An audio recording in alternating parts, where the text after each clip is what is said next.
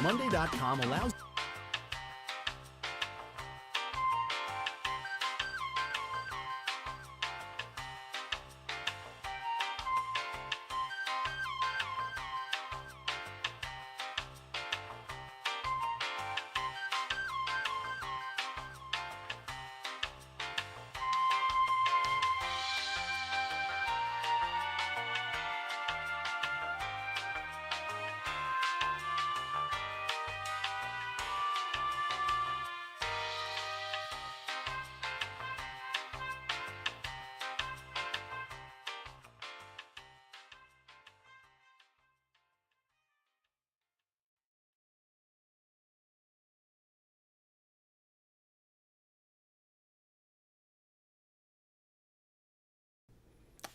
Hello, am I live? Is this working? Oh god, I have no idea what in the world I am doing, you guys. But we are now live. I hope this is working. I really genuinely do not know if it's working, but that's how every live stream starts, really. It always starts with somebody panicking, trying to figure out if they're actually live or not, and most of the time they are, I think. I think I'm live. I don't know. I think I'm actually pulling from the wrong camera, which is super embarrassing. I think it is. Oh god, and there I go. Well, that's just phenomenal. Okay.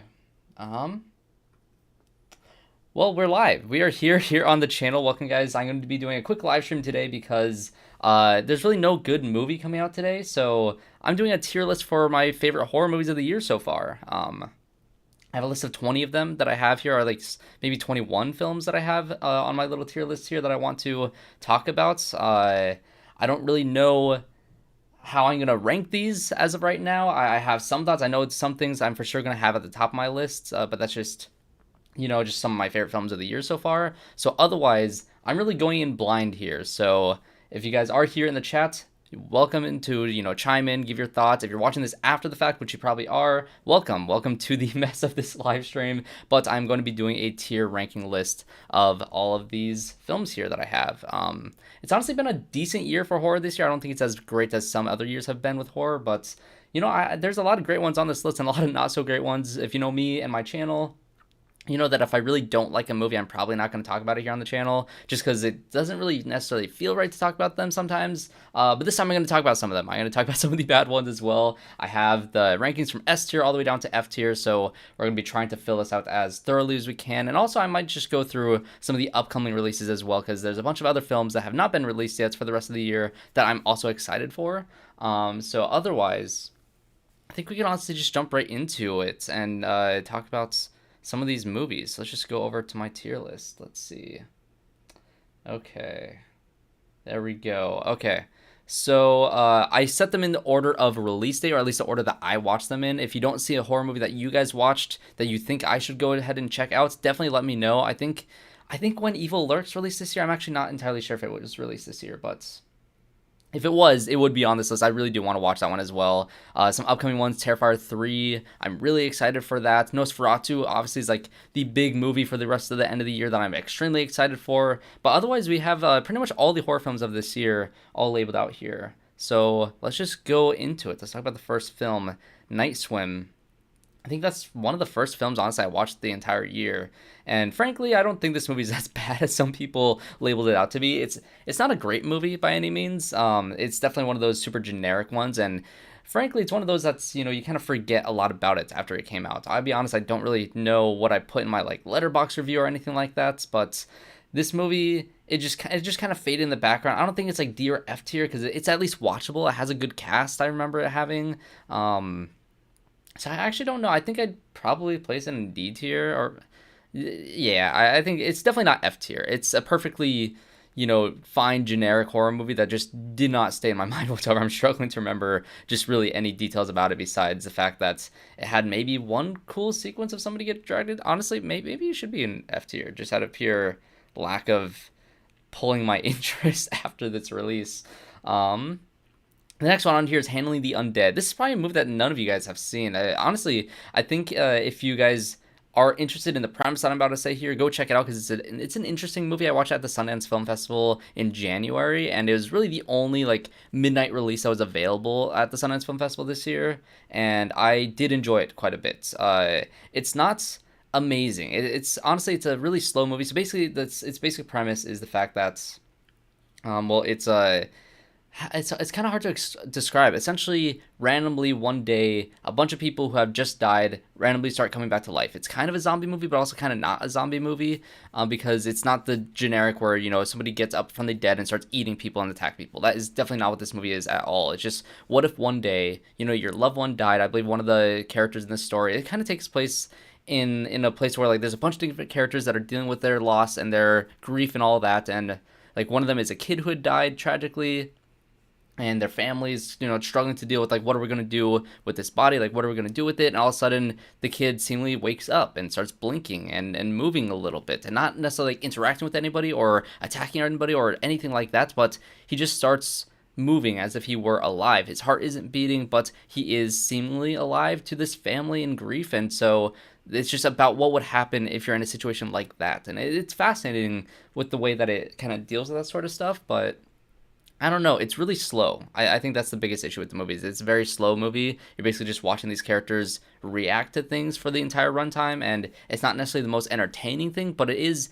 filled with a lot of interesting ideas. I believe it's a foreign film, has a great lead performance in there, but it's really an ensemble film, just watching a bunch of different groups of characters react to people coming back to life and dealing with their grief and all that, and it's interesting. I think I'd also place this in C tier just because it's interesting with its ideas, but I think its execution, again, for at least me personally, it was a little bit too slow for me to really get into it, but it's an interesting movie. I would recommend it if you're interested in that premise and if you're ready for a slower paced movie for sure. Next up is Out of Darkness. Now this one, I think it technically had a release in other countries long before it was released here in the US, like maybe even a 2023 movie, I want to say that it's technically one of those, but I watched it this year. It was one of the screen unseen movies at AMC where you pay $5 and you watch a movie that it doesn't tell you like what movie you're watching, and so I went into it. It ended up being this one, and this one it is a fairly simple premise. Like it's basically just a bunch of not necessarily cavemen. It's in between like cavemen and modern day people, and this group of people who are like trying to travel to a newer, safer place, and they run into some hardships and some other people that think are the Neanderthals of this world that are mindless, that are the more, I guess, the generic cavemen that you would think they are. But it's all sort of like a misunderstanding, and like different perspectives inform the decisions that each character makes, and it has, again, interesting ideas. I think it's very similar to Handling Undead, where it's kind of a slower movie. I don't think it's necessarily the most like entertaining, action-packed, or horrifying thing ever, but it does have some interesting ideas, and it's very well shot too. It's pretty much all shot on location in like a forest, which it's kind of hard to make a movie like that look really bad, especially when it has a production like this movie had. And so it's a movie. It's a movie that I did enjoy for the most part. Not the greatest thing ever, but again, it's interesting. I think if you like that premise there, it's maybe worth a watch. Yeah, I think that's what the C tier is. It's like maybe worth a watch. D tier is you can skip it. Honestly, like I'm gonna add that here. I'm gonna put in parentheses, skip. These are the movies that you skip. These are the ones where maybe watch them. I don't know. That's I'm gonna kind of be making this tier list as I go to see like what each of these things mean to me. And another thing, especially when it comes to the next movie, Lisa Frankenstein, which isn't necessarily a horror movie. It definitely plays in the horror genre for sure. It's a play on Frankenstein, but it's mainly like a coming of age comedy that has some of these horror tropes in it, and it is a type of movie that I absolutely adored. Not for everybody. I think some people, and I think most of the reviews were actually very mixed on this one, but for the specific audience that it's for, we all loved it. We all unapologetically loved this movie.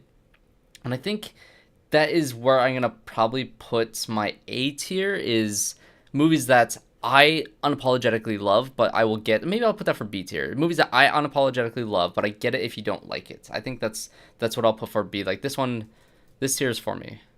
For me. Maybe not for you, but it is for me. That's what my B tier is gonna be. But I did love Lisa Frankenstein. Honestly, Catherine Newton, one of her best and probably most iconic roles at this point. Obviously, she's been in like Ant-Man and the Wasp: Quantumania. Her character didn't really have a lot to do there. She's in a bunch of other smaller films, but I think this movie in general gave her a lot of range to play with, and she was just so entertaining and fun. And I believe it's one of the Sprouse brothers. I want to say it's Cole Sprouse. I actually don't remember off the top of my head which brother it was, but whoever plays the monster or the creature in this movie also did a good job just having a role with no dialogue whatsoever. And even the family dynamics and the weird, quirky elements of this movie were definitely strange from the very beginning, but it was fun. Some of the comedy, I think it even goes a lot further than I thought it was going to go to for a PG-13 coming-of-age comedy. Honestly, gets into some like R-rated territory with some of the beats and some of the jokes in this movie, especially towards the end. But it's one of those where I wanted the movie to go in one direction, but I was like, it's not going to do that because it's a PG-13 movie. They're not going to go that far. And then they go that far. They take that step forward and really surprised me. Honestly, that's a movie that is for me. Probably not going to be for everybody, but I really like Lisa Frankenstein. And also, I believe it's directed by Zelda Williams. That's her name. She's the daughter of Robin Williams, and she did a great job. I think the production design and style of the movie really did work. Can't wait to see what she does next. Next film is a movie that I wish I did a review on. I don't know why I didn't do my review for this movie, but it is for a film called Stop Motion. This is probably another one that's probably not a lot of people have heard of, along with this and Oddity. I did a review for Oddity, which I think a lot more people are finding now. But those are two, I believe, Shudder originals, and it's interesting because you have like the movies that's generally speaking nowadays, like the elevated horror, the A24s of the world. Those are like the very highly sought after horror films, at least in like recent memory, and those are the ones that are a little bit more experimental. Those are the ones that are a little more elevated beyond, the general audience. Some of them, will get to general audience members like Hereditary and like stuff like that. But for the most part, Midsummer is going to, divide a lot of people. A lot of people are going to watch Midsummer and be like, I unapologetically love that movie. Same thing with I Saw the TV Glow. I think that movie's another one where I'll get into that in a second here, but it's not going to be for everybody. Then you have like the Neons of the world, which is I think a little bit below A24, not in terms of quality, but in terms of like, experimental qualities. I think Neon is a little bit more geared towards like a general audience, not towards like a general audience in terms of like a Blumhouse movie like Night Swim. That's a movie that is purely for the teenagers that's gonna want to watch a horror movie. in the weekend with a bunch of friends and they're gonna make noise in the theater and give the theater staff a lot of hassle. Like that's that type of movie. That's the Blumhouse general audience member type of movie. Neon movies are a little bit more than that, but not quite as experimental as A24 movies. I think Longlegs gets close to that territory, but not quite to the level of something like I Saw TV Glow or Hereditary or Midsummer. Like those movies, I think have their own feel to it, and I think Neon, it feels like you would get movies like Longlegs out of that studio. And then getting back to, the, I guess, the middle tier of it all, if you have, Blumhouse at the bottom being the generic, studio type movies, then you have A24 being the elevated ones. Right there in the smack dab in the middle is the Shudder originals, and I think those ones are a little bit more basic stories and they don't have a lot to say thematically about it. I think that's also how you can kind of rank these, is A24 movies have a lot of thematic resonance into them. Neon films have some, but not as much as A24. Shudder movies don't really have a lot of thematic resonance, but they're really interesting and well-made horror films that you can tell the filmmakers had a passion for it. And I think that is the area that Shudder lands for me. And so stop motion, this is a movie that is, honestly, it's a really fascinating movie because if you watch the trailer, there's a lot of great like stop motion creature designs or just like weird puppets that they have in the movie that I just love that sort of stuff. And it plays with the idea of like this filmmaker is making the stop motion movie and she's kind of going mad while making it. And is this stop motion, are these elements coming to life and attacking her or doing any sort of these weird things to her? Like it's a very interesting movie. I would highly recommend it if you are into these like really weird stop motion type things and like really conceptual, just interesting horror movies. Again, it's not too deep in terms of like thematic elements and character elements, but it's a really interestingly well made movie. And I think this is also one that is definitely in the B tier for me, just because I think A tier is going to be those that are like, this is a great movie. I think I need to watch stop motion again before I call it a great movie, but I can see stop motion, at least for me, moving up a tier because I think it'll, I think it'll reach more people. Also, I see Rick Allen in the chat. I don't know how long ago you said that. Beetlejuice 2. I'm actually really excited for Beetlejuice. I have not seen the original. Don't kill me for that. But I'm going to watch it this week, and I am getting tickets for the early access as well on Wednesday. And I'll probably have a review up for that one. That's also part of the reason why I'm doing a live stream today, is because I don't want to watch Afraid. I really don't. Like, I know I'm probably not going to like that movie. I love John Cho. I think that'd be the only reason why I would go watch it. Maybe I will watch it this weekend, just one day after work, but I'm not rushing out to see it to get a review out for it. So hence a live stream talking about other better movies. But yeah, I am excited for Beetlejuice. I've heard good things. And the early accesses are always fun, so I will be there for that as well. Okay, so Imaginary. Back to the Blumhouse sort of. Actually, I don't know if it's Blumhouse. It feels like if it's not a Blumhouse movie, it feels like it should be. This is a one of those like. It's one of those Insidious. It's like an Insidious ripoff. It's trying very hard to be Insidious, but it's not. I think that's the worst part about this movie. It has really interesting like weird ideas towards the end of it that are absolutely wild. Like are really interesting like ideas that I wish they dove into sooner and got more like dreamlike and got more imaginary and more just weird. I like movies that are weird. I think you'll also see that in my tier list. Reason why I have Lisa Frankenstein that high up is because I like weird movies. Like those type of things are definitely going to be for me and not going to be for everybody. Imaginary, that's another one. I think I'm putting this also with Night Swim. I think it's one of those where it's decently well made. I like the main actress in it quite a bit. I think she tried with the script that she had, but again, I think it's one of those movies where like somebody had a good idea, they submitted their script, and the studio was like, okay, we're just gonna buy this for you, and just try to make it as streamlined as possible, and don't do anything really interesting for it. And maybe at the end we'll give you some imagination to it, but yeah, not really too much to Imaginary. But let's get into some of the good stuff. Let's get into Late Nights with the Devil, another movie that I did not review, but I did watch it when it came out, and God, this movie's great. Like, if you guys have not seen Late Night with the Devil, I think this one firmly stands beyond the it's for me category into where I think most people can watch it and really dig it. I think one thing about this movie that I really do like is that it reminds me of the VHS movies. Not like the original trilogy of VHS movies, but the newer VHS movies, which and there's another VHS movie coming out in October, which I cannot wait to talk about because I love those movies so much, especially the recent three. This one feels like it's one of those segments in VHS, but extended for a full feature, and I think it really works. And David Dastmalchian is phenomenal in it. I love him in that film, and it's one of those that plays in real time, which is extremely impressive. Like if you have worked on short films or films in general, or you've written scripts, it's very hard to sustain a story that just has no time skips whatsoever. Like this takes place during a talk show, and you get to see the entire broadcast of the talk show. So at first, you're not going to get a lot of creepy stuff happening at first, but you're just kind of going to be getting into the vibe of it, and you're going to be entertained by this talk show, and it has to sustain you until the creepy stuff can start happening. And once that creepy stuff starts happening, it's great. And yeah, the ending is a bit weird, but again, I like weird movies. I dug the ending. I think this will be the first of my A tier.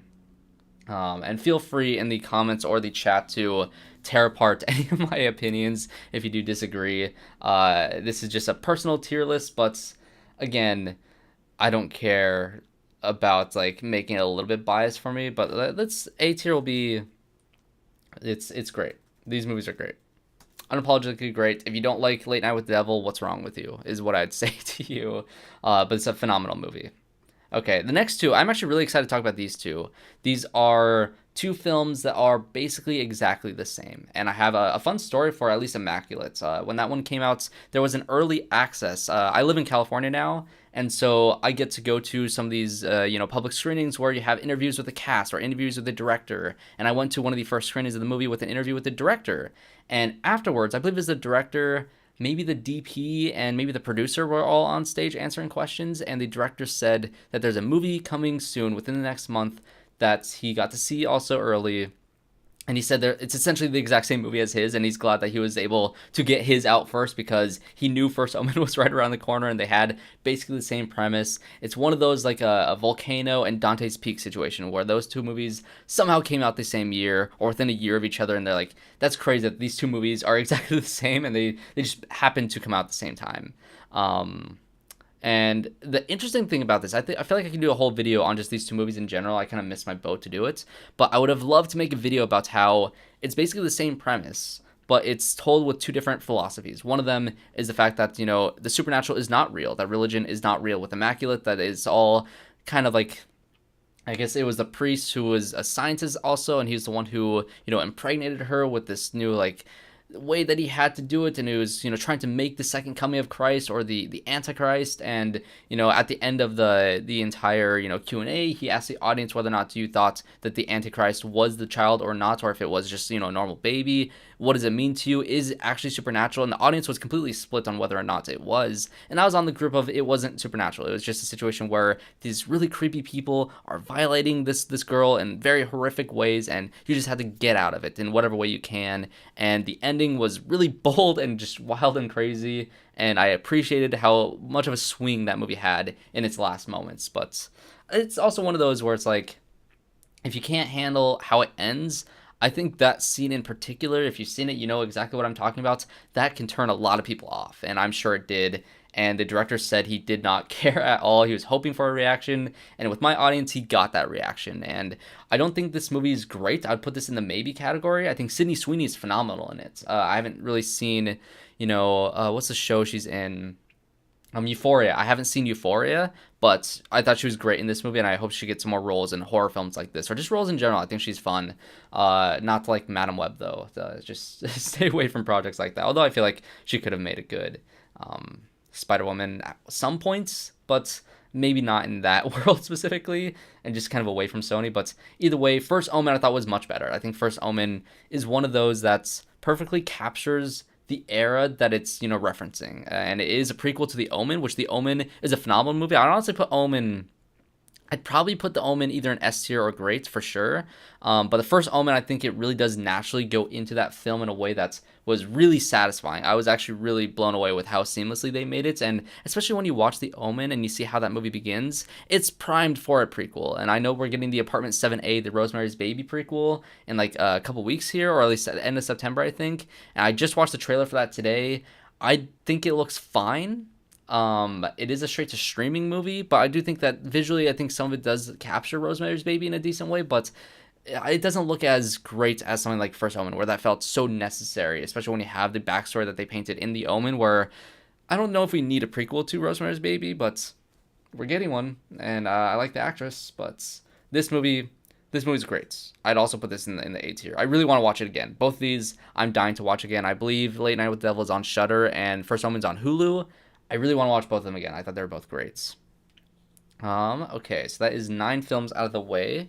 Let's go ahead and get down to Sting, which was another one of those screen unseen movies, which again, the screen and scenes are very hit or miss. They always, show very obscure movies. Actually, I think I watched Lisa Frankenstein in a screen unseen. It's one of those where like they're gonna put movies out to either get a reaction or to get hype building before the release of the actual movie. Some smaller movies that maybe don't have as much press behind it, and maybe the screen unseen is going to get some word of mouth going, and that's why they throw movies like Lisa Frankenstein and Out of Darkness and Sting specifically in those sort of situations because you want people to have a reaction to that. And I had a lot of fun watching Sting. It's not a great movie by any means. I think I'd put this in the maybe category. I don't think it's as good as... I actually think I might enjoy this one more than Handling of the Undead, just because that movie's just kind of boring. Sting is just really entertaining. If you're scared of spiders, it'll make your skin crawl no matter what. I think for sure.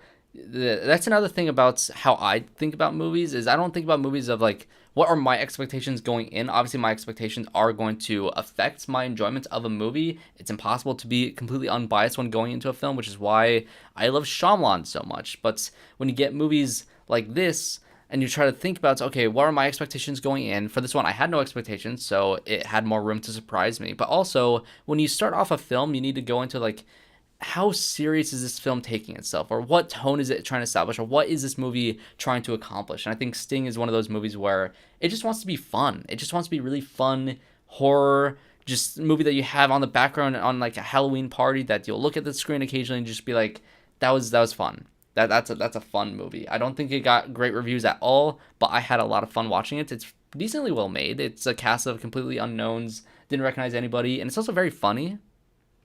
Like, surprisingly funny. I think from the very first scene where you're going to see the exterminator go to a house and he sees there's already another group of exterminators there, and he's like, you got to call me, you can't call these other people, like, I know what I'm doing. And he had some comedy with that guy. It's one of those that it takes itself not seriously at all, and it takes itself the amount of seriousness enough to make it an entertaining movie, if that makes sense. But again, it's probably not for everybody. If you're scared of spiders, I think you'll have a lot of fun being scared by this movie, because my audience was creeped out by it. And even somebody walked out too, like halfway through the movie, he was like done. Something really gross happened and he was out of there, which also got a good laugh from the audience as well. Okay, Abigail. This is I'm forgetting their names. It was the directors of Ready or Not and the Scream movies who did Abigail. Also had Melissa Barrera in it and Dan Stevens, I believe, which I've heard some people say that you put Dan Stevens in a movie just to ruin the movie. He was in a lot of movies this year, actually. He kind of disappeared after Legion, which I did love Legion. And ever since then, like, I'll watch anything with Dan Stevens. He's a lot of fun. If you haven't seen... Oh, God, what's the... I might need to look it up. It's a movie with... It starts with an E. Or maybe it's... Oh, no, it's The Guest. If you have not seen The Guest with Dan Stevens, that's a great movie. Really entertaining. I think it also has Micah Monroe in it, who's also been popping up in some horror movies recently. Another really fun one. But, yeah, throw Dan Stevens in the movie, and I'm really entertained. Let him ham it up as a vampire at the end of this movie. You're going to have a fun time. Otherwise, I think this movie was kind of a bit of a letdown. I wasn't as over the moon about it. I think... On first watch, I had a lot of fun with it, but I haven't really wanted to revisit it in the same way that I revisit Ready or Not like every Halloween season, or I love the Scream movies. I'm going to revisit those movies all the time again. I like those directors a lot. I think it had a lot of the great and similar style that Ready or Not had, but it almost felt like if you've seen all of Nolan's movies, his first movie is called Following, and it kind of has the exact same premise as Memento, but it's not done as well. And then, he got more money, got more experience, and then he made Memento right after that. It almost feels like Abigail was what he made first, and then he went on to make Ready or Not, which is a more refined version of that same movie. This one just felt like a step down from his previous movies. I'd also probably put this in C tier. I think in general, C tier is like... It's still fine. Like, I'm still entertained. I'm not mad that I saw any of these. I'm not honestly mad that I saw even the D tier movies. Like, they are what they are. They're fine. But Abigail, I did have fun watching that, at least in the moments, and it didn't really leave as much of a mark on it as, some of these other films did for me. Same thing that can be said about Arcadian. I think this is another one where I'm pretty sure nobody has seen this movie. And if anything, I think this movie and Never Let Go with Halle Berry, which is releasing in a couple weeks, those seem very similar to me because they both seem like Quiet Place ripoffs or Bird Box ripoffs. They're kind of the same premise as both of those. Specifically with Quiet Place with Arcadian, there's a lot in that movie that's extremely similar to the point where like you can't, go out and make noise and stuff like that. It's like, or it's more of like a nighttime thing for this one rather than just like no noise in general. But it has the same sort of vibe that Quiet Place had, just a much lower budget. It has Nick Cage in it, which is the first time Nick Cage is popping up on this horror movie tier list right now. He's fine in it. It's the kids are more so the main characters here. I believe one of the actors who played the younger Billy in the It movies, I want to say was his character's name. He's also in this film, and he's perfectly fine. The creature design in this one is wild. It's like those pipe cleaners. It's like somebody made a monster out of pipe cleaners and those like weird like clapping like toys. And when you were a kid, like those two hands where you clap them back and forth, like that's what the monster looks like. It looks like that's the mouth. It claps really really fast, and its body's made out of pipe cleaners. It's very bizarre. If you have watched it, you're probably just as confused by its creation as I was. But I'd also put that in the D tier because I don't know. I thought it was just fine. Not really, nothing too memorable. Definitely better than Imaginary Night Swim though. Like I'm not like if I were to rank these, I guess on the left side is better. I guess I would also move this up here and maybe this and this. Maybe that's how I'll do it. Voila. So left side is the better ones of the two. I'm happy with this. Oh, now I'm happy with this. This is my list. This is my tier list of these horror movies. Um, okay, and so before I go on, I'm actually going to take a little bit of a break, a little bit of an ad break, because I desperately need water. So I will be right back. Um, but yeah, that's my tier list so far. We'll get into some of the more interesting ones. I think the later half of this year has definitely been better than the first half of this year. I think the first half of this year had some interesting movies, but we got some great ones in the past like 3 months or so. So let's get into those here after the ad break.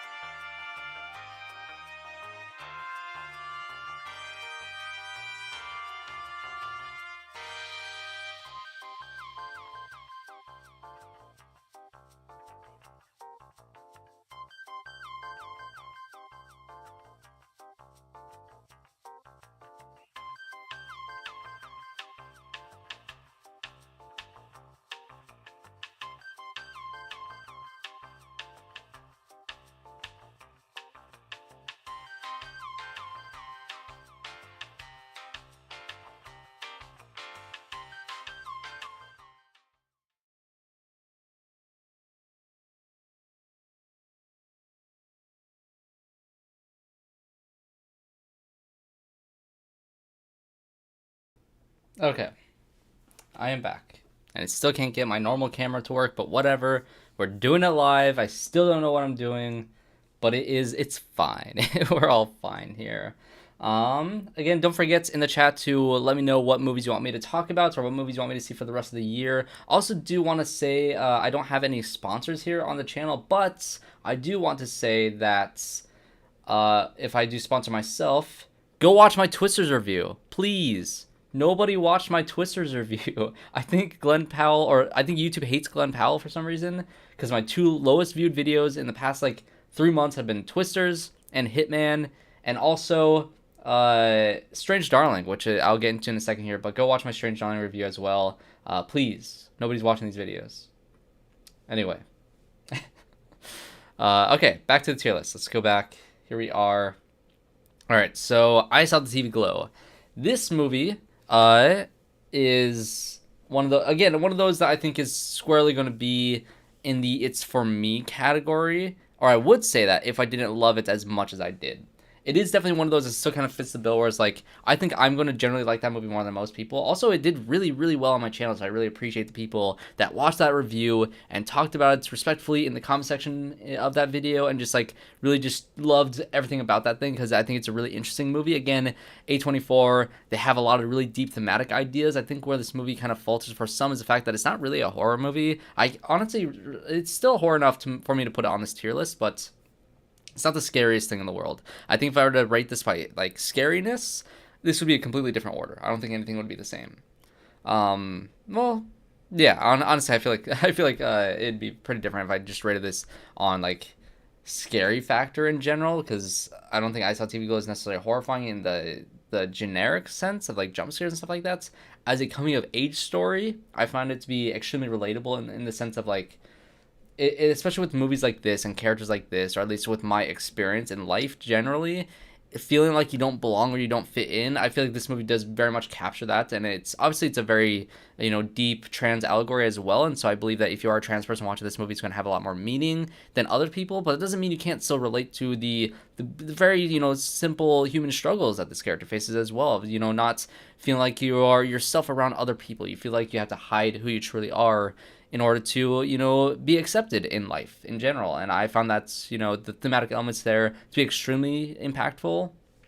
And in terms of the horror of it, I think that the ending and how that movie wraps up and how jarring it is and how abrupt it is, I think adds to the horror, because you have a character that's never gets to fully be themselves, and they keep refusing for them to be that way. And it's horrific to see somebody go through that. And I find that's really did stick with me in a way where I've watched this movie a couple times, and I think it just really stuck. I think when it comes to me for movies, I think the emotional connection that I have for the characters and the relatability and the thematic elements are going to be higher up for me than other films like this, like that are in the lower categories. But I do think it would also fit in the "it's for me" category as well for some people. But for me personally, it's an S tier. There's really nothing bad I can say about this thing. It's experimental as hell though. Like it's not going to be for everybody. Again, it kind of fits for the "it's for me" category, but it's an S tier movie. If you watch the trailer for it and you think it looks too weird, probably just don't watch it. But if you're into that sort of thing, I think you're gonna love it. I think that movie is a lot deeper and a lot more interesting, especially the more you think about it. And those type of movies are the ones that I think is an S tier. As a horror movie, it's not really a horror movie. So again, maybe you can argue that should be lower down on my list, but this is my list. You can yell at me in the comments, but this is my list. Talking about movies that are bad. I'm not even gonna waste time with this one. Yeah, Strangers Chapter 1 is really bad, but I will say that I had so much fun watching it because it was hilarious. I forget what town that they were in or what city, but the movie starts off saying like, "Oh, we are this many miles outside of this one city." And then they pass a sign saying where they are specifically in that state. And then it just gets more specific, because then they show on a GPS map the exact location of where they are 3 times within the first like 5 minutes of the movie. And it's like, you don't need to do that. You didn't need the little title card. You didn't need them to pass that sign, and you didn't need them to point at the map on their phone. Just show me one of those. Like, whoever wrote that movie, I feel bad for you. Like, I'm sure you're bullied by the studio enough to where you just kind of gave up at a certain points. But it did end in a very funny way, and I cannot wait to the next one, because Yeah, it's not great, but it's funny. I'm purely entertained by the ridiculous of that movie, and it's really bad. But I do like the original The Strangers. I think that's a pretty suspenseful movie. Honestly, there's a couple of suspenseful moments in this movie just because the home invasion genre just has some suspense just kind of baked into it in general. So it is what it is. Also, Tarot. Tarot is also really bad.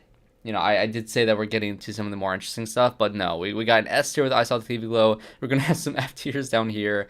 Tarot, I had also a lot of fun with. It's a very funny movie, unintentionally so. It's also one of those, like, again, the Blumhouse generic movies where, honestly, I think its premise was a good idea. I think you could make a movie about tarot cards as a horror movie and have it be interesting. I think it is a great idea.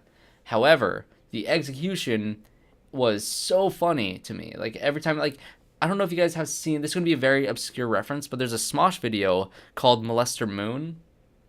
One of their more iconic videos in the certain era of Smosh. That's is a bygone era, but I do love and have nostalgia for that era of Smosh. Even though I still love them and watch the channel today, it's still really fun to go back and watch movies like that or episodes like that because it's just really funny. They're horror spoofs. I love them all, and this movie reminded me of one of their horror spoofs where if you send a text message to somebody of 3 of this moon emoji, then the molester moon will come and kill you, and he'll send you a text message with a bunch of emojis of how he will kill you. And that's kind of how this movie worked. Like you'll get your tarot reading, and your tarot card will have some sort of meaning, and they'll basically tell you directly, without any subtlety whatsoever, that this is how you're gonna die. Like to the point where one of the first cards pulled was like, you're gonna go down the wrong tracks and you're gonna die. Not like, oh, this person was misguided and they made a mistake and it caused their death. No, they literally went down the wrong train track and they were hit by a train. It's very funny. It's just the execution of it was really bad, but really entertaining. Honestly, I had a blast watching that. Cannot wait to watch the second one if they make it, and hopefully it's like an Annabelle creation type of thing. I think that'd be cool. Just like a thing where you do a prequel for it and you get into the history of it and you get a really great director like Mike Flanagan to do it, and maybe you'll get something interesting out of the concept, because I do think that concept again is ripe for a good movie. First Annabelle movie was hot garbage, but Annabelle creation, it's pretty good. You should check it out. As for the first one, it's really bad. Next up, In a Violent Nature. This one also is one that I struggle with because I do have a video out for this as well on my channel. This movie, you follow a guy that walks. He does a lot of walking, and he's just basically always walking, and he never stops walking. And that's the movie. But again, I think the premise is interesting enough of it being like you're watching a slasher movie from the perspective purely of the slasher, and I think it has some good ideas in it. There's a great part where the killer takes this like axe and or this block of wood, and he puts it in a car to make the horn go off constantly, getting the attention of the people in the house, and so the people in the house get out to go investigate it. But obviously they don't see this killer there, and we just get to see this killer slowly walk around the house to give time for the people to leave the house to go investigate the car. And by the time he walks around the house, he's then behind them, and that's how he got there. Because a lot of times in horror movies, they are investigating a noise and they go in one direction, all of a sudden the killer's behind them. You're like, how did he get there? Like, that makes no sense. But this movie showed you he can just slowly walk around the house, and yeah, it actually makes perfect sense. And that's just, it's a little goofy, but also it's a good idea. However, this movie has a lot of walking around that is just, it just got on my nerves a bit. I definitely wanted to fall asleep. I didn't, but I wanted to. And I don't know if I'd ever watch it again. I think they are making a sequel, though, and I hope the sequel gets a higher budget and they get to have more fun with it, because the kills in this movie were absolutely brutal and gruesome. I love the kills, especially that one on the cliffside with the yoga girl was brutal. One of the best kills in the movie. One of the best kills of the year, honestly. But I did enjoy that. I will say that it did remind me, at least that kill in general, remind me of the kill in Terrifier 2 in particular, which again, I cannot wait for the new Terrifier movie. I hope it's great, but we'll get to that. So, I would say this movie is probably again in the maybe category for me, just because honestly it wasn't really for me and it bored me, but I get why people really liked it. I'd probably say it's still better, and it's still probably better than I liked Immaculate. I'm one of the few people that really liked Immaculate, so I'll have Immaculate over it. But it is an interesting one. I can see a lot of people having that higher up on their own personal tier list, but for me, just the good kills is not enough for me to think it's a great movie, just because it bored me a bit. Which I guess that's my fault as an audience member for being bored. Some people might be entertained by it, but again, it wasn't for me. Okay. The Watchers. I was very excited for The Watchers. This is M. Night Shyamalan's daughter, Shauna Night Shyamalan. And the trailer for this looked really interesting. Dakota Fanning was in it. It had a really intriguing premise, and it felt more Shyamalan than the trailer for Trap did for me. Because when I watched the trailer for Trap, I was like, yeah, sure, it has Shyamalan's name on it, but The Watchers feels like a Shyamalan movie. And I actually have a lot more thoughts on The Watchers now than I did when I first did my review for it, because I've watched more Shyamalan movies since. I've been doing a binge. If you follow my letterbox, you can see I've been watching all of Shyamalan's films, including the ones that I've never seen before. So I watched Lady in the Water. I think that's what it's called. I watched that movie for the first time, and it was, Shyamalan's, passion project. It was a bedtime story that he told to his daughters when they were kids, and he was able to, once he became a famous director, he was able to actually make that into a feature film, and it has a great cast. Paul Giamatti has Bryce Dallas Howard in it, who's also in The Village. Also, The Village is really underrated, but we're talking about Lady in the Water. It's a very strange movie. It's a fantasy movie more so than it is a horror movie, but it's also very disjointed and awkward in a way that Shyamalan movies tend to be. And it's really disappointing because I think that movie has a really interesting idea, but it feels pigeonholed in this like apartment complex, and it just doesn't reach its full potential.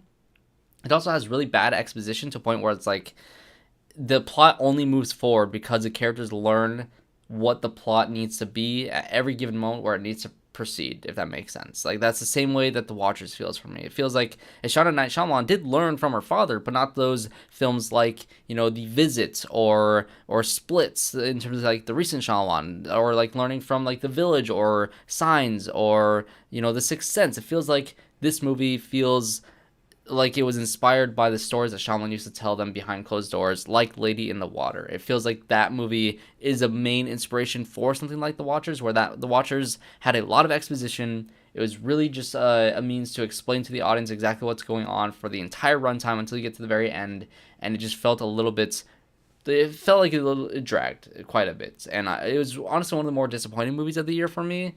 I do think that it's for sure watchable. I do think I'd still have to put it in the D tier. It breaks my heart to put it there, but I don't know. I need to watch it again. I need to give it another shot.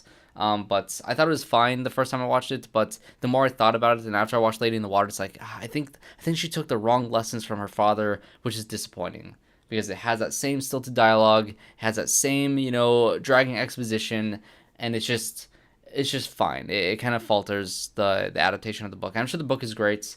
But in terms of the adaptation, I think it's just fine.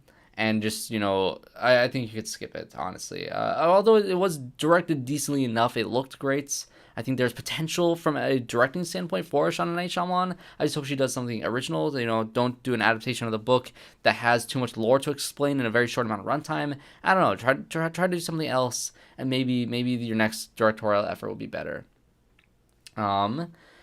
Let's get into A Quiet Place Day One, which is a movie that after I first watched it, I would probably put it here. After I watch it again, I'd put it here. I'd put it in the B tier. This movie is really, really personal, at least to the filmmaker, it seems like, and it's honestly a shocking degree of how personal it is. Also, hello, Gwen Cooper in the comments. What do you think of my tier list so far? Do I have anything placed in a ridiculous spots? Are you mad at me for any of these so far? I'm just, doing a little tier list for all the horror movies that I've watched so far this year. And A Quiet Place Day One, again, it's one of those after first watch, I was like, it was fine. It just wasn't at all anything what I was expecting it to be, because of course it being, a showcase of the first day of, the Quiet Place world, you want it to be as big and bombastic as, the trailers kind of pitch it to be, but when you watch it, it's much more of a very deep and personal story about somebody who's reconciled with death, and now you're in a world where it's going to be everybody's last day on Earth, or at least everybody thinks it's going to be the last day on Earth, whereas she has been grasping with that idea for years now with her, dealing with her cancer. And what is she going to do? Instead of, trying to survive, she's going to try to live for one more day. And I find that story to be really great and enrapturing, and it's really good. Quiet Place Day One was pretty good. Was hoping for more action. Yeah, I get it.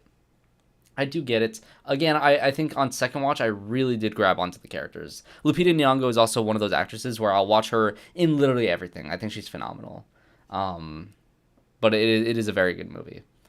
Give it another shot. Yeah, it's a little light on the action, but the Quiet Place movies has always been a little more personal, and it'd feel weird if it was only just straight up action. I'm glad that it had a little bit more to it. It's a little more personal. Yeah, tier looks legit. Yeah, I'm liking this list so far.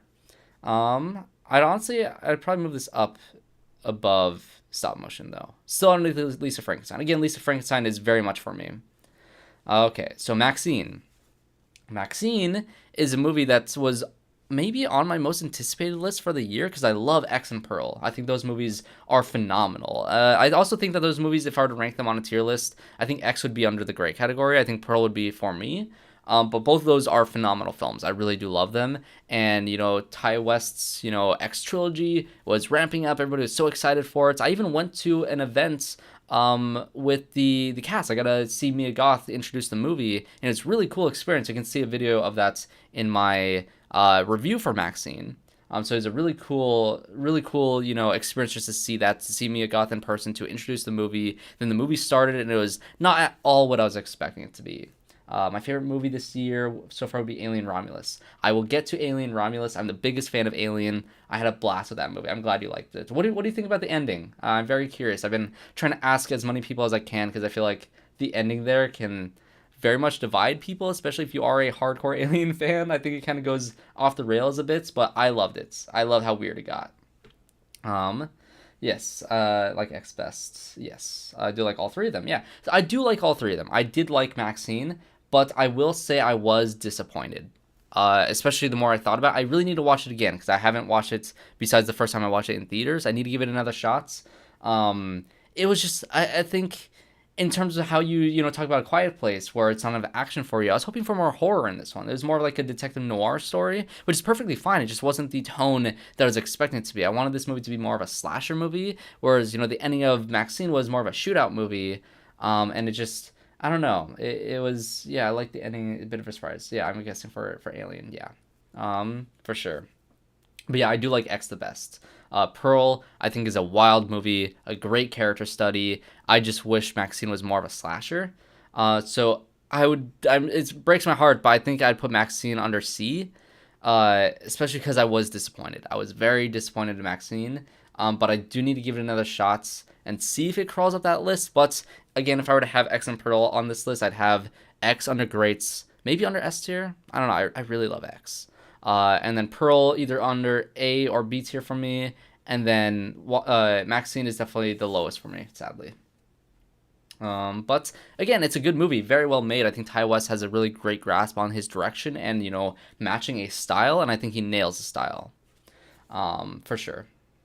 So Long Legs. Long Legs is another one that I reviewed here on the channel that did really well here on the channel and was very controversial in my comment section. I had a lot of fun reading the comments for that because everybody was divided on that thing. I think the marketing really did pitch it as the scariest movie of the year, and I think the initial hype for it very much pitched it as the scariest movie of the year. And it's one of those things where I did talk about it at the beginning of this live stream, where it's like you have the A24 movies that are more conceptual and high concept, and you have the Blumhouse movies that are more simple and grounded and more generic in terms of horror movies. And Long Legs is one of those that's a little more conceptual, a little more gets under your skin, a little bit more disturbing. And those are the type of movies that scare me. Even more so than something like Alien Romulus, where it's like a giant monster movie. Some people are scared of monsters. I'm scared of Nicolas Cage in Long Legs. He creeped me the hell out. You should watch it. It's very interesting. Yeah, you heard good things about Oddity. I'll talk about Oddity in a second. It's very good. But Long Legs is very much for me. Again, if you're scared, I don't really get scared by horror movies. I think the closest I've been to really being scared by a horror movie has been Hereditary. And, when I watched that in theaters, I literally got chills, running down my spine during the car scene, and my arms, honestly, genuinely went numb. It got, the tingles. It was really effective, and that movie got under my skin to a point where that movie freaks me out even to this day. Long Legs has been the closest I've gotten to feeling like that in a movie since Hereditary. But again, that's my personal thing of what scares me in movies. It's not the jump scares. It's not the monsters. It's not ghosts. It's Nicolas Cage in Long Legs. He freaked me out. Him singing Happy Birthday, if he did that to me, I'd cry. I don't know. I would not be able to handle it. Very good movie, S tier.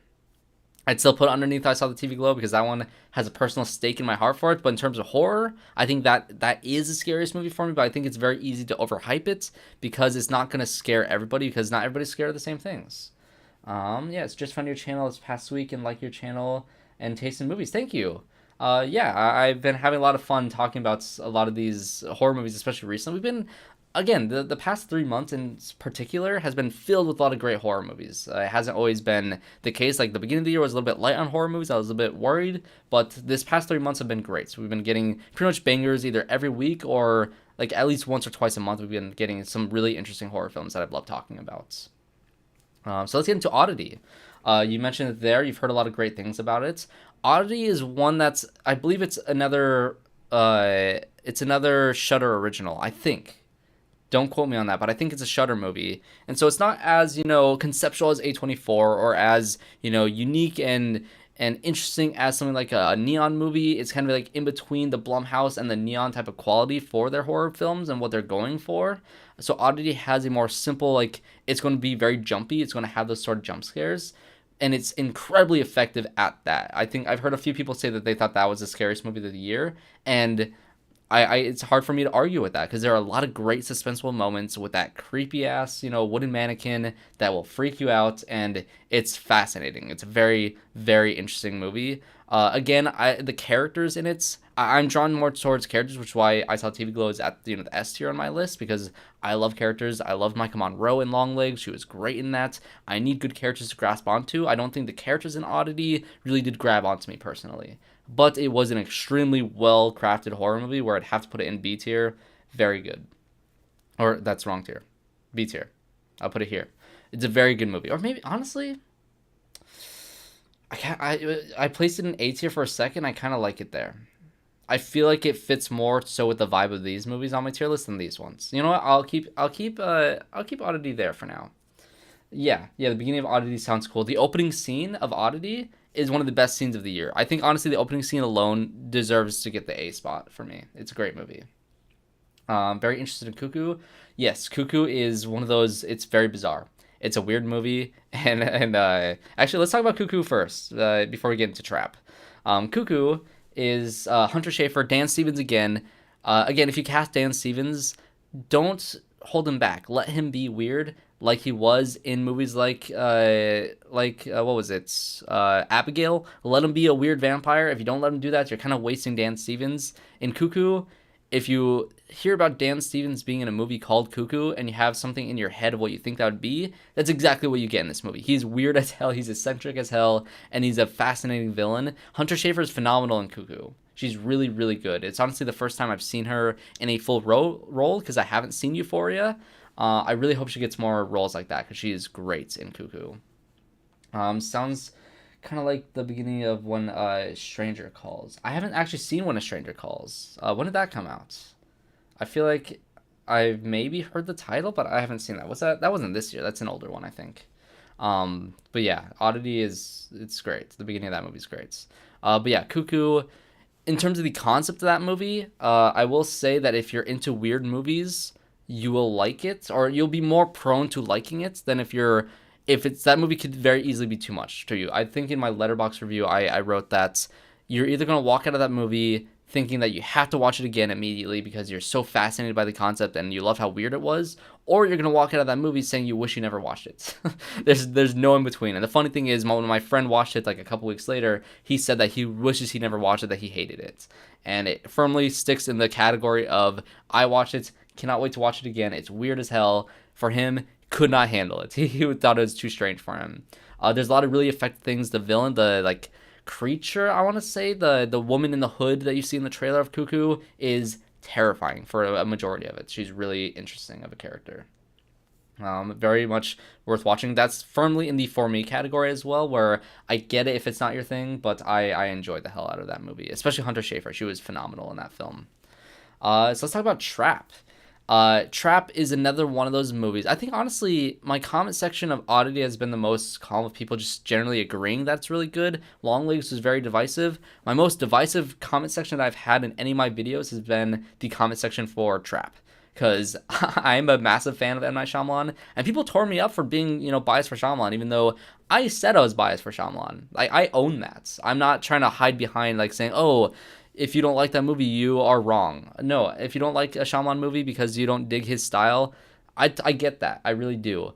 But I love his weird oddball style. I think I came up with this metaphor. Again, I've been watching all of Shyamalan's films in the past couple months, and the I guess the metaphor for me, at least, what how I see his movies, which is, again, I'm kind of making excuses as to why I like Shyamalan. It's not going to be the same for everybody, but in terms of me personally, it's like if a general movie, like if a movie like Long Legs is supposed to hold up a mirror to the real world, or especially I Saw TV Glow, that movie has a lot of great deeper themes. It's like holding a mirror up to our world and to this character, and to, feeling like you don't fit in your own, gender identity, or your own, sexual identity, or whatever it is. You don't feel comfortable in your own body, and you're afraid to be who you truly are, and it's holding up a mirror and to those feelings in the real world, and having like a really interesting, I guess, metaphor for the real life, and it's mirroring what we see in our real world. That's what a normal movie does. Shyamalan movies don't do that. His mirror that he's holding up to our world is like one of those that you see like in a clown house, like the really wavy, wiggly ones, and everything looks distorted and strange. That's how I see Shyamalan's worlds. It's not a representation of our real world. That's at least my explanation as to why everybody talks weird and why the dialogue is always so strange in Shyamalan movies, because he's a weird guy. Like, his writing is odd, and it's very much on purpose. It's been there from the very beginning. There's very weird scenes in The Sixth Sense, and Signs in particular, and even Unbreakable. A lot of weird, like, strange, random things that happen in those movies that feel reminiscent of what we get in his more recent movies. And so I dig his style. I really do. Let's see. There is 3 different ones.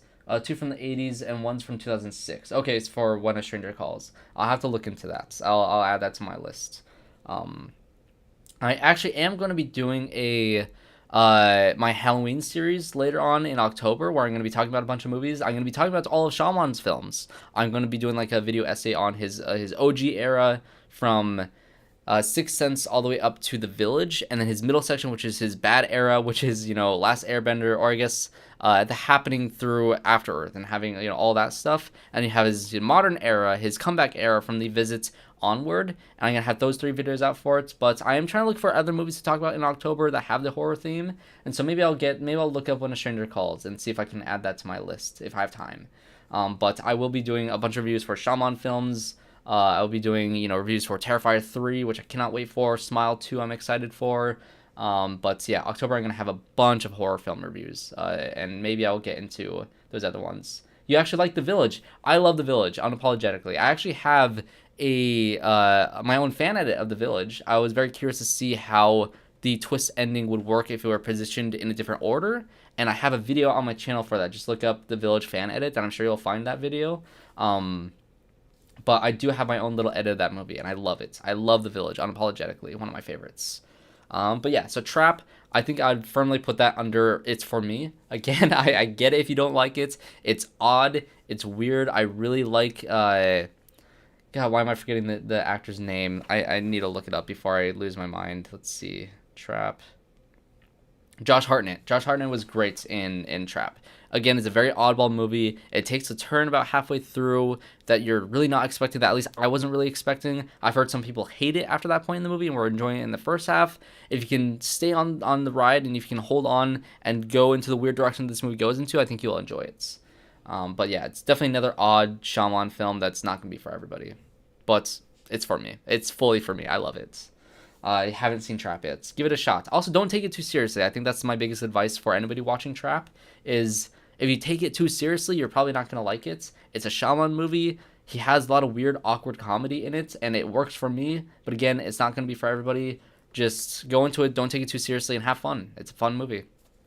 Very entertaining. Okay, so we have our final 2 here on the list before we wrap up this live stream. Actually, I'll talk about the upcoming releases before we wrap up the live stream. But let's talk about Alien Romulus. You said it was one of your favorite movies of the year. I would tend to agree. I loved Alien Romulus. I'm a massive fan of the Alien franchise, and at least what I caught in that movie in particular, the reason why I think I loved it so much is the fact that you can tell that Fede Alvarez has not only a love for the original two Alien movies, with this movie taking place in between Alien and Aliens, but he has a clear reverence and love for every film in the franchise. From Alien, Aliens, there's visual references to Alien 3. There's the ending, which is very reminiscent of Alien Resurrection, which that movie is god awful, but he went there. He got references for Alien Resurrection. Even the Prometheus and Covenants, prequels, he had some love for those films as well. I really appreciate that Fede Alvarez really did dive into the lore of Alien and respected the entire franchise. And even beyond that, I saw in some of my comments that the film even has a lot of references to the video game Alien Isolation, which I just started playing, and like the little save points that you go to, apparently that's in the background of the ship a lot as well. And I need to rewatch it to try to catch that, because there's even visual references and Easter eggs for the video game. You can tell that guy loves Alien. I really hope he gets a chance to make another film. I really hope Kaylee Spaney comes back, and David Johnson was phenomenal in Romulus. Again, I think the android characters, I think everybody kind of agrees that they're always the scene stealers in an Alien movie, especially David and Michael Fassbender. But David Johnson as his character in Romulus was great. I loved him in it. I'd love to see Fede Alvarez do another Alien movie. Yes, for sure. Honestly, I'd love to see him make another original movie, because I think Don't Breathe was original. It's been a while. It's always hit or miss for me. Like when a filmmaker becomes really big and they make a bunch of IP movies, like James Gunn, for instance. I love the fact that he's doing Superman. That's one of my most anticipated movies of next year. But I wish he would do another thing like Slither. I wish he'd go and just make a weird little horror film, go back to his roots and do something like that. Same thing with James Wan, which is kind of why I like and respect Malignant so much, is because he got into the big blockbuster movies like Furious 7 and the Aquaman movies. But I'm glad he made Malignant. I'm very glad he did do that. Yes, both those two need to return. Yeah, I love that. But yeah, Alien Romulus, great movie, one of the best of the year. Honestly, I think I don't know where I need to watch it again before I can confidently put it in S tier, but I think it's great.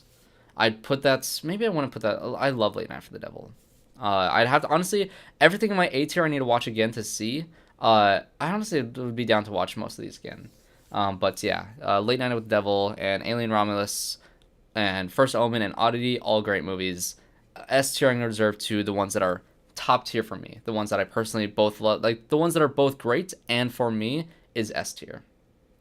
At least that's maybe that's how. Maybe I'll put that. I'll add that. It's great and for me. This is a personal list, so that's what S tier is going to mean for me. F tier is going to mean just bad. They're just bad. They're just not good. Okay, Strange Darling. This is a movie that's again. Hold on, let me go back. Where's my stream catcher? Images. Yes, go watch this review. Nobody watched my review for Strange Darling. I like having 100 views be the minimum for all my videos. A lot of my videos have been catching on, getting a lot more views than that. But if I don't hit 100, I'm sad. I'm very close. Go watch my review for Strange Darling and go watch the movie. It's actually really interesting. I really did like Strange Darling quite a bit. It's a very simple story. It's a story that you've seen before for sure, but it's told in a very unique way. And I think that is why you buy a ticket for it. And the cinematography by Giovanni Ribisi is phenomenal. I think this movie is the best looking movie of the year by far. It's a gorgeous movie. I love the cinematography in it so much. The main actress in it is really great as well. And it's a very interesting story. I think if I were to compare it to anything, I'd compare it honestly to Fargo, Pulp Fiction, and maybe just those two. Maybe just Fargo and Pulp Fiction, but just a thriller. Like a thriller version of Fargo and Pulp Fiction. Not necessarily story-wise comparing those two, but stylistically I'd compare it to those two. Watch it when your life is over. Perfect. Yes, do that. It's a great movie. It's definitely worth it. Let me go ahead and put that firmly in the... I'd probably put it in the for me category. I feel like there should be something in between, because I feel like it's going to be for more people. You know what? Actually, I do work in a movie theater, And I've had a few occasions where somebody have walked out of those movies, specifically like older audiences, that have been like confused by it because the movie is told in nonlinear storytelling and it tells you that from the very first scene. Like it's a story told in 6 chapters and it starts at chapter 3. And people have been walking out being like, did we miss the beginning of the movie? Like, we watched the trailers. Like, did it skip the beginning? It's like, no, it's on purpose. It's out of order. You need to see this story out of context before you get the context to make it make sense because it's a more interesting way to tell the story. And so maybe it is more for me than other people because I think some people are just not going to understand that if you start at chapter 3 of a story, then it's on purpose. Like you're going to go back to it. So you'll get the original story eventually. You just have to be patient. You just have to watch the movie. People have not been watching the whole movie, which has been driving me nuts personally. But that's how I feel about Strange Darling. But that's going to be my tier list. I'm pretty happy with this. So let's start off with the F tier. Start with the bad ones. Let's see. Which do you like better, First Omen or Immaculate? I do like First Omen more. I think First Omen is really great stylistically in how it matches the Omen, but Immaculate was still really good. I did really enjoy Immaculate. Honestly, I need to rewatch Immaculate and see if it would go up for me. I did like Immaculate more than most people. So maybe it is for me. I don't know.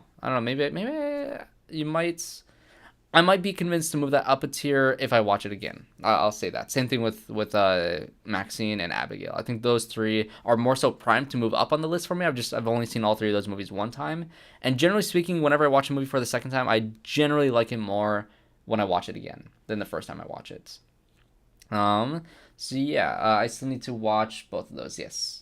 Go ahead. Honestly, fascinating double feature. If you watch Immaculate and First Omen back to back, really interesting experience because they're kind of the same movie, but again, different philosophies on the same story, which make them interesting.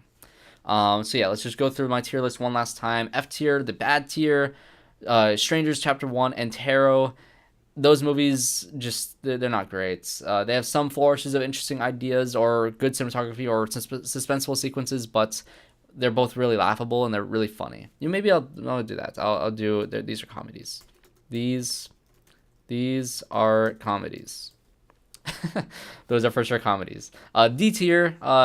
These ones are kind of the ones that are like a little bit more boring. Like a movie needs to either be so bad that they're fun, or like so good that they're also fun.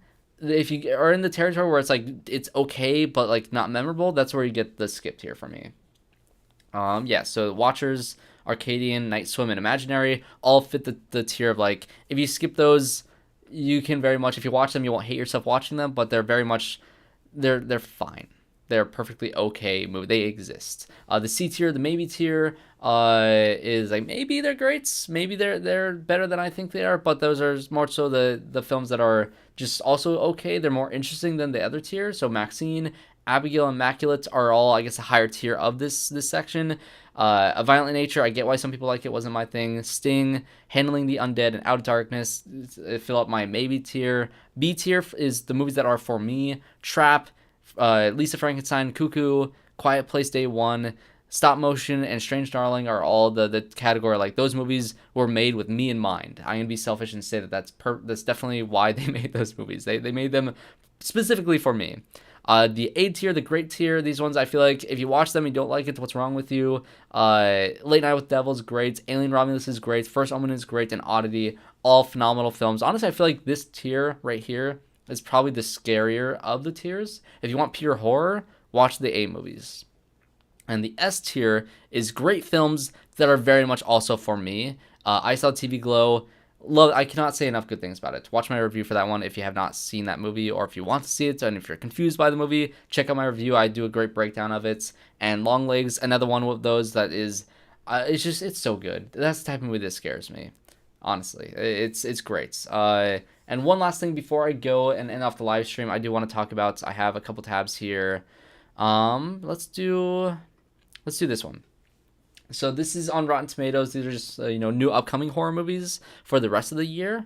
Let's see. I'm very excited for Speak No Evil. I have seen the original Dutch movie of the same title. I watched that at Sundance Film Festival, and it's one of the most unforgiving and bleak movies ever made. It's really, really depressing. but it's very well made. You'll feel gross and need a shower afterwards, but it's fascinating. This new one looks like a just straight up shot for shot remake, which is not great for me, but I have heard good things, and I heard that it is actually different enough to make it an interesting new take without it, just being the same thing as like Goodnight Mommy, where it's just like a straight up remake of something that you should just watch the original. But I have heard interesting things about Speak No Evil, so I'm excited for that. Never Let Go, again, I feel like that looks very similar to like Bird Box and A Quiet Place. It could be good. Who knows? The Substance, that is one of those for the rest of the year that I'm extremely excited for. Heard great things out of the film festival. The trailer looks great. Cannot wait for that. Have no idea what this movie is, but I like the title and the poster, so I might watch the trailer for this and maybe I'll do a review on it. Bagman, I watched the trailer for that today. I feel like that's the same. That's the same like the D tier. I feel like that if I were to make a prediction that that movie's gonna be a D tier movie, I'd hope it surprises me, but who knows. Sleep. The trailer for Sleep looks great. I do really want to watch that. It is a foreign horror movie about this character who has this like sleeping disorder and weird things happen at night. I'm very excited for that. Terrifier 2 is my most viewed video on the channel. Cannot wait to get into Terrifier 3. Smile. Really like the first movie. I hope this movie does a lot different. I like the actress in this one this time around, so I'm looking forward to it. And Nosferatu. That's the last one this year that's like I need to watch that movie. I cannot wait. Let's see. I'm looking forward to Speak No Evil. I've seen the other one. Okay, yeah. I'm excited for it. I'm cautiously optimistic that they'll do a good remake for that one. But otherwise, that's going to be it for my live stream. What do you guys think of my tier list? Let me know.